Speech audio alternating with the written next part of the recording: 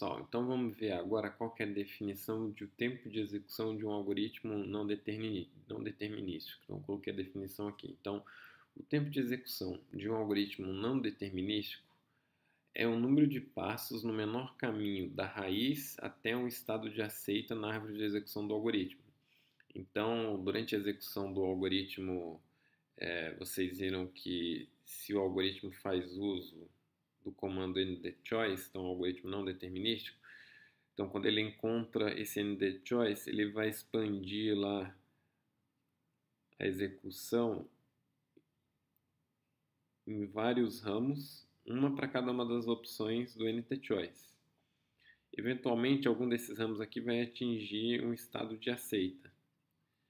E aí, na execução desse ramo mais curto, desde a raiz de execução até o estado de aceito, esse número de passos vai ser o tempo de execução do algoritmo, certo? Então, vamos ver um exemplo aqui de um algoritmo não determinístico para resolver o problema do subset sum. Então, esse problema do subset sum, a gente mostrou que ele é NP completo. Então, para você mostrar que ele é NP completo, você tem que mostrar que ele pertence a NP e que ele é NP difícil, ou seja, todos os problemas de NP se reduzem em tempo polinomial para ele, certo? Então, só lembrando aqui a definição desse problema. Então, como entrada, a gente tem um conjunto de elementos de números inteiros S e um outro inteiro T. Aí o que eu quero saber é, existe um subconjunto dos números em S cuja soma dá T?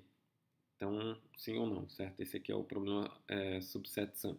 Então, esse problema NP completo, a gente pode construir um algoritmo de execução exponencial para ele. Se você conseguir um algoritmo de tempo de execução polinomial, você fica famoso porque você mostra que P igual a NP, certo? Mas, pelo que a gente sabe, então, eu posso construir um algoritmo de tempo de execução exponencial, mas a gente vai ver um algoritmo não determinístico que roda em tempo polinomial, considerando que ele é não determinístico, certo? Então, aqui está uma descrição desse algoritmo. Então, ele recebe lá como instância do problema o conjunto de elementos S, o valor T, e o S' é o subconjunto que eu estou querendo montar, né, e descobrir se algum conjunto S' tem a soma tal que os elementos desse cara aqui dá exatamente o valor T. Então, inicialmente eu seto ele como vazio, e aí aqui eu tenho um laço que percorre cada um dos elementos do conjunto S. Aí aqui eu estou fazendo uso do nosso comando especial ndChoice sobre duas opções, ou vazio ou um conjunto que só tem o elemento da iteração corrente desse laço aqui.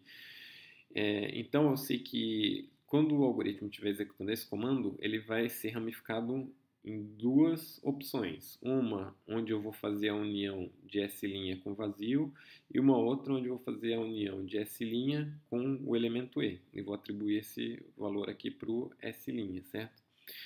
Então, lá no final, eu vou pegar todos os elementos que estão em S' e vou somar eles. Se for igual a T, então eu vou ter aceito. Você descobriu um subconjunto de números cuja soma dá T.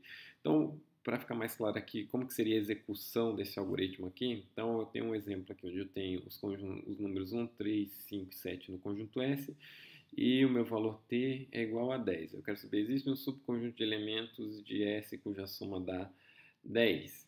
Bem, na execução desse algoritmo, basicamente o que ele está fazendo é, então eu vim executando o algoritmo e encontrei a primeira opção do ndChoice para o primeiro elemento de S, que é o número 1. Aí, em um ramo, eu vou atribuir o vazio na união com S', então vou ter o S' igual ao vazio, e no outro ramo eu vou atribuir para S' a execução de S' que era vazio com o elemento 1. Então, no outro ramo aqui eu vou ter S' igual a 1. E esses dois ramos continuam executando em paralelo, só que aqui eu vou ter um S' com conteúdo igual ao vazio, e nesse outro ramo aqui eu tenho um S' com conteúdo igual ao conjunto contendo somente o número 1. Então, esse laço aqui vai ser executado para cada um desses ramos para o próximo elemento E de S. O próximo elemento E de S é o número 3. Então, quando eu executar de novo o ndChoice para o vazio e esse conjunto que só tem o elemento 3, então, e aqui em um ramo eu vou ficar com S ainda como vazio, no outro eu vou ter o S' somente com o conjunto 3, porque eu fiz a união do vazio com o 3 e deu 3. Nesse outro ramo aqui, ele também está executando em paralelo esse mesmo laço, considerando o elemento 3, Então, no ramo da esquerda aqui eu estou fazendo a união com vazio, então fiquei lá o S' ainda com 1, e nesse outro ramo aqui eu fiquei o S' fazendo a união com o conjunto contendo o elemento 3 e o meu S' então ficou com os dois números 1 e 3. E aí o seu algoritmo vai executar esses 4 ramos aqui em paralelo. Ele continua executando em paralelo esses 4 ramos, fazendo a operação de ND choice para o próximo elemento do conjunto S, que seria o número 5. Então aqui eu vou ter as duas opções para a união com o número 5 sobre o vazio. Então uma vai continuar sendo vazio e outra vai ser só o 5. Aqui, se eu tivesse escrito para o número 3, eu ia ter as duas opções. Uma vai ficar só o S' com o elemento 3, e aqui eu ia ter o S' com um conjunto contendo os números 3 e 5. E assim por diante para cada um desses caras, certo? Então, isso aqui é o esquema gráfico de como seria a execução desse algoritmo aqui, considerando o não determinismo nas escolhas aqui do ND choice. E aí, vendo a nossa definição do tempo de execução, eu tenho que olhar aqui até o estado de aceita, qual que é o caminho mais curto, desde a raiz, né, o número de passos que eu vou executar desde a raiz até um estado de aceita. Então, aqui nesse algoritmo, como basicamente a gente tem esse laço aqui sendo executado em paralelo para cada uma das opções da NT Choice, o tempo de execução desse algoritmo aqui ele vai ser linear, basicamente o número de elementos que você tem aqui, certo? No pior caso. Então, você ia abrindo aqui todos os possíveis caminhos. Nesse caso aqui, para t igual a 10, eu ia escolher esse caminho aqui, ele vai pegar o 3, ele não vai pegar o 5 e depois ele vai pegar o 7, você vai chegar no estado de aceita aqui, onde você tem o conjunto 3 e 7, cuja soma dá 10, certo? Então esse algoritmo ele tem tempo θ de n não determinístico, considerando que ele é não determinístico. Então a gente tem um algoritmo que aceita as instâncias sim do problema subset sum em tempo polinomial. E aí, a partir dessa definição do tempo de execução de um algoritmo não determinístico, é que a gente pode redefinir, né, as classes P e NP.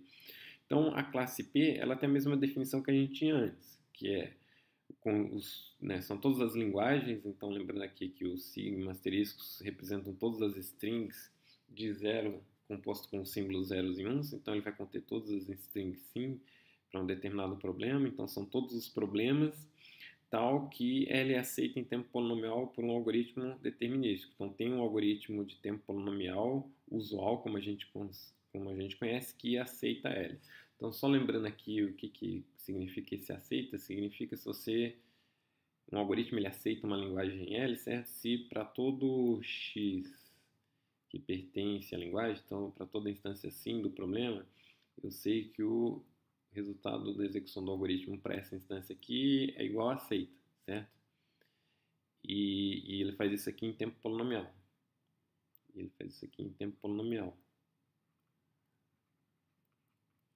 E para todo x que não pertence à linguagem, eu sei que ele não pode responder 1. Pode ser que ele responda 0, não aceita, ou ele não responda 1. Ele pode ter tempo de execução infinito aqui nesse caso aqui, mas o que eu tenho que garantir é que para as instâncias sim, ele vai responder aceita em tempo polinomial, certo? Então é isso que a gente diz que o algoritmo ele aceita uma determinada linguagem L em tempo polinomial. Então essa aqui é a nossa definição usual da classe P, é a mesma coisa, porque agora eu estou considerando um algoritmo determinístico, então ele não tem esse comando ND choice, ele não faz uso desse cara. E aí a classe NP, ela vai conter as linguagens, os problemas, tal que L é aceita em tempo polinomial por um algoritmo não determinístico, tá bom? Então é a mesma definição da classe P, exceto porque aqui eu estou usando algoritmos determinísticos e aqui eu estou usando algoritmos não determinísticos. Então aqui você vai ter os problemas para os quais você consegue construir um algoritmo que para toda instância sim, ele vai aceitar essa instância em tempo polinomial não determinístico. Tudo bem, você vai fazer lá o uso daquele comando NT-choice, que é muito poderoso, mas considerando essa definição de tempo de execução de algoritmo não determinístico, ele vai resolver esse problema em tempo polinomial. Então, essas aqui são as definições das classes P e NP em termos de não determinismo, certo? Então, P são os problemas para os quais você tem um algoritmo determinístico de tempo polinomial que aceita aquela linguagem, aquele problema, e a classe NP são as linguagens para as quais você consegue criar um algoritmo não determinístico de tempo polinomial que aceita aquela linguagem.